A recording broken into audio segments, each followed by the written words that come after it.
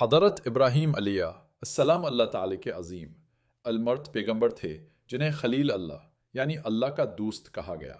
آپ کا تعلق قدیم شہر اور موجودہ عراق سے تھا اور آپ کے والد آزر ایک مشہور بت تراش تھے۔ حضرت ابراہیم نے کم عمری میں ہی عقل و فطرت کی روشنی سے یہ پہچان لیا کہ بت کسی کام کے نہیں اور صرف ایک ہی رب ہے جو اس کائنات کا خالق اور پالنے والا ہے۔ انہوں نے اپنی قوم کو توحید کی دعوت دی، اپنے والد کو نرمی سے سمجھایا مگر قوم اور گھر والوں نے انکار کیا۔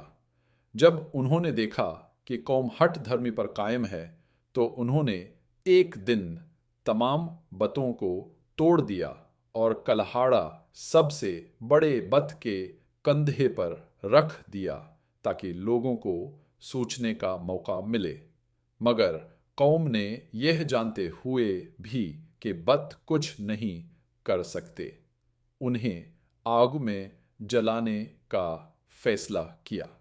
اللہ تعالی نے آگ کو حکم دیا کہ اے آگ، ابراہیم پر ٹھنڈی اور سلامتی والی ہو جا، اور آگ حضرت ابراہیم کے لیے گلزار بن گئی۔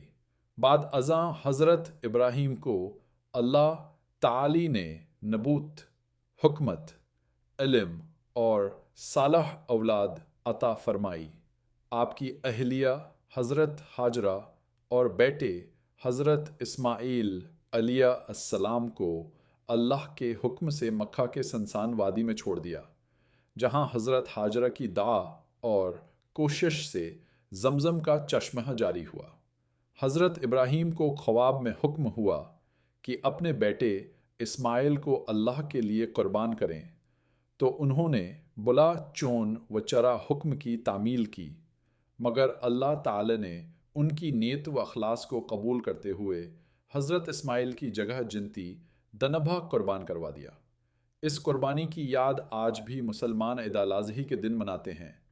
حضرت ابراہیم علیہ السلام نے اللہ کے ہر حکم پر سر تسلیم خم کیا، بیت اللہ کی بنیاد حضرت اسماعیل کے ساتھ رکھی اور توحید کا پیغام دنیا کے کونے کونے تک پہنچایا۔